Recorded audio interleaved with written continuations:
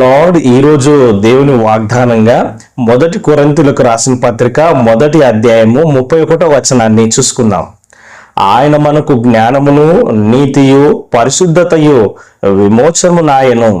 దేవునికి స్తోత్రం, మహిమ కలుగును గాక. ఎవరండి మన జ్ఞానము? ఎవరండి మన పరిశుద్ధత? ఎవరండి మన విమోచన? అంటే ప్రభువు అయిన యేసుక్రీస్తు ప్రభువారే. హల్లెలూయా. ఆయనే మన పరిశుద్ధత, ఆయనే మన విమోచన, ఆయనే మన జ్ఞానమై ఉన్నాడు. దేవునికి స్తోత్రం కదండి.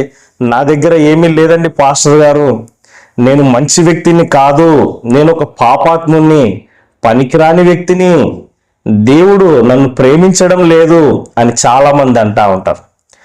నీ కోసము యేసయ్య శిలువలో మరణించినాడు. నీ పాపము నిమిత్తమే ప్రభు తన ప్రాణాన్ని పెట్టినాడు.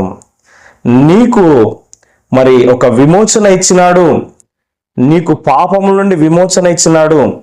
ఈ లోకం నుండి విమోచన ఇచ్చినాడు. శాపం నుండి విమోచన ఇచ్చినాడు. క్రీస్తు యేసునందున నీవు నూతన సృష్టివి. హల్లెలూయా. న్యూ బ్లెస్సింగ్స్ నీకున్నాయి, నూతనమైన ఆశీర్వాదాలు నీకున్నాయి. నాలో పరిశుద్ధత లేదండి అంటారు.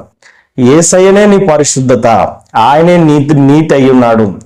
మనం ఆయనను గురిగా పెట్టుకొని జీవిస్తే అద్భుతంగా జీవితంలో ముందుకెళ్తాము.